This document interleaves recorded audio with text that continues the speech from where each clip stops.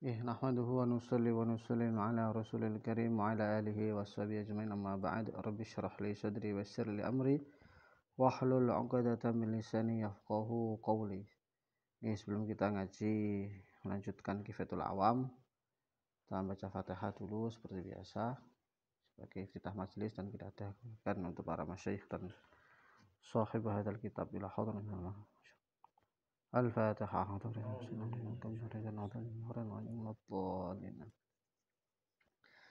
Bismillahirrahmanirrahim. As-sifatul khamisah al-wajibah lahu ta'ala al-qiyamu bin nafsi. Sifat kelima yang wajib bagi Allah adalah qiyamuhu bin nafsi atau al-qiyam bin nafs. Sifat kelima dari keseluruhan 20 atau sifat keempat dari sifat salbiyah. Apa maksudnya qiyamu bin nafsihi? Kalau terjemah yang masyhur, berdiri sendiri. Tapi sebetulnya yang paling tepat, tidak butuh pada siapapun dan apapun. Atau kalau menurut mutakallimin, tidak butuh pada zat atau pada mukhassis, pencipta atau pentaksis. Sebetulnya wa ma'nahu, maknanya al-istighna 'anil mahalli wal mukhassis. Maksud dari qiyamu nafsihi adalah tidak butuh pada mahal dan mukhassis. Wal mahal, apa yang dimaksud mahal? Wal mahallu adzat, adalah zat. Jadi yang dimaksud musannif mahal di sini tidak butuh pada mahal, itu bukan tidak butuh pada tempat, tetapi tidak butuh pada zat. Walaupun kalau diartikan mahal tempat boleh-boleh saja, tapi musannif di sini lebih memilih zat. Kenapa? Karena mahal dengan makna makan, tempat sudah disinggung, sudah dijelaskan dalam sifat mukhalafah lil hawadits. Allah nggak butuh tempat, nggak butuh waktu, dan lain sebagainya. Maka di sini mahal menurut musannif adalah zat dan mukhassis. Artinya Allah itu zat yang tidak butuh pada zat yang lain, juga tidak butuh pada mukhassis. Nah, ini berbeda dengan hawadits seperti kita. Makhluk seperti kita sangat membutuhkan mukhassis. Karena kalau kita renungi coba, sebelum kita ada, ketika kita belum ada, itu kan ada dan tidak ada kita, itu kan sama rata. Kok kemudian kita ada? Mesti ada yang mengadakan, ada yang memilih ada daripada tidak ada. Ada yang memberatkan, nah mesti ada pemberatnya. Otak kita nggak akan nerima kalau nggak ada pentaksis. Begitu juga kita menjadi orang Jawa umpama, ini kan juga perlu mukhassis. Sebab sebelum kita wujud, kita ada potensi, kita ada kemungkinan untuk jadi orang Jawa, Afrika, atau Kalimantan, atau orang Arab. Tapi kok kemudian terpilih menjadi orang Jawa, mesti ada yang milih. Kita juga tinggi, pendek, kenapa kok 160? Kan bisa saja 180, bisa saja 200, bisa saja lebih pendek lagi. Kok bisa 160? Mesti ada yang menentukan, mesti ada mentaksis. Nah ini makhluk. Kalau Allah nggak perlu. Nanti akan dijelaskan dalil nakli dan aklinya. Termasuk Allah itu nggak perlu tempat. Nggak perlu mahal dengan makna tempat. Nggak apa-apa, kita lebarkan lagi. Ini sudah dijelaskan, tapi kita ulang lagi. Kadang-kadang ada orang bilang, nganggap loh, kok iso? Perkara gak bertempat, iso ae. Sing perlu bertempat ini benda, jism, makhluk. Kalau Allah bukan jism, maka tidak perlu tempat. Tempat itu makhluk. Dan Allah itu ada sebelum ada tempat. Lu kok gak bisa dibayangkan? Lah wajar. Karena kata para ulama, angan-angan kita, khoyal kita, itu tidak lebih dari semacam cermin. Cermin itu kan hanya bisa menangkap perkara atau gambar-gambar yang dia tangkap, dia di depan dia. Ya enggak?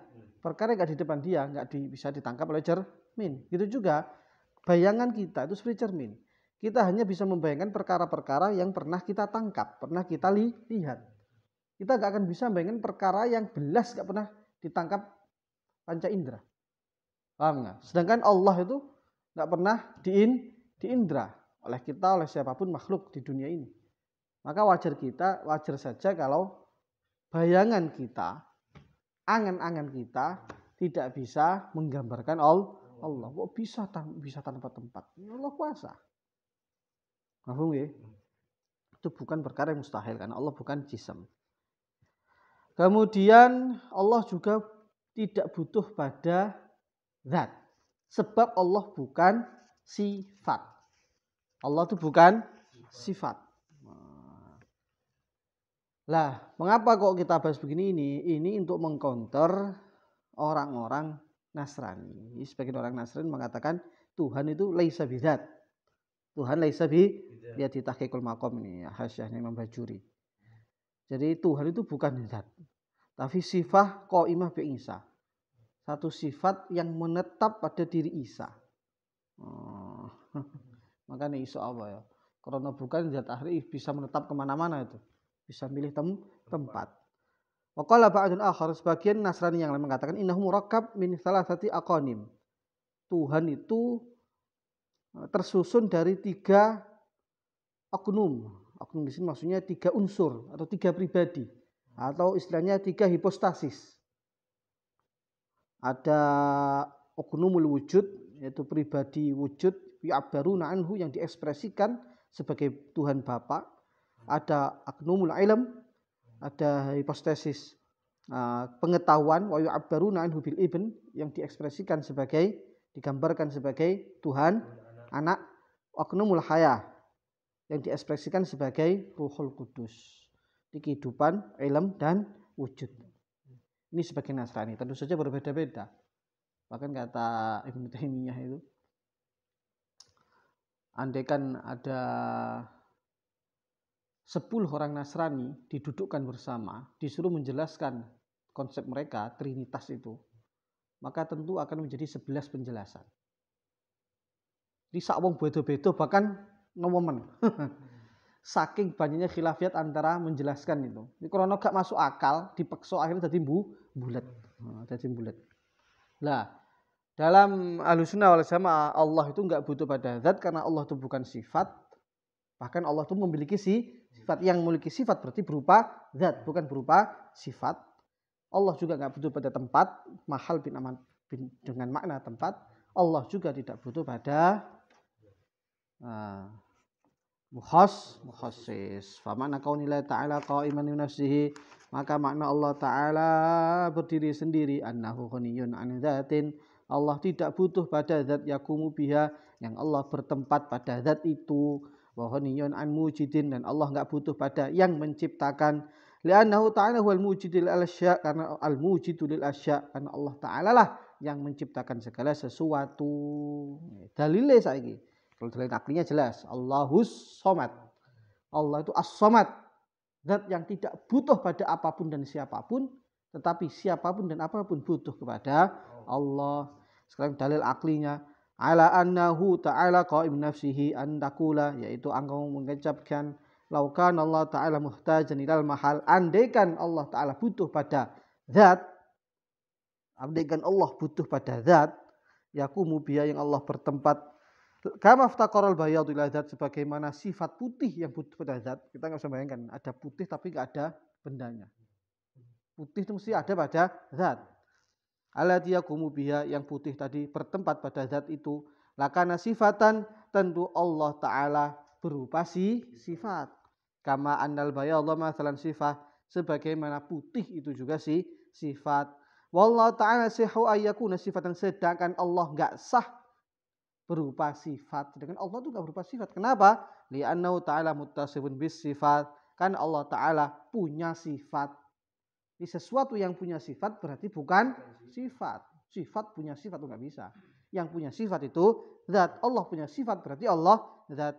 Was-sifatu la tattasifu sifati. Dan sifat itu enggak bisa bersifatan dengan sifat. Falaisa Allah Ta'ala bisifatin. Maka Allah itu tidak berupa sifat. Nah ya. Nah, ini yang dalil pertama, Allah tidak butuh pada zat. Kemudian yang kedua, mukhassis. Walau taqara la mujidin, kalau Allah itu butuh mukhassis, butuh yang menciptakan, yujiduhu yang menciptakannya, lakana hadisan, berarti Allah hadis. Padahal sudah kita bahas Allah itu tidak hadis.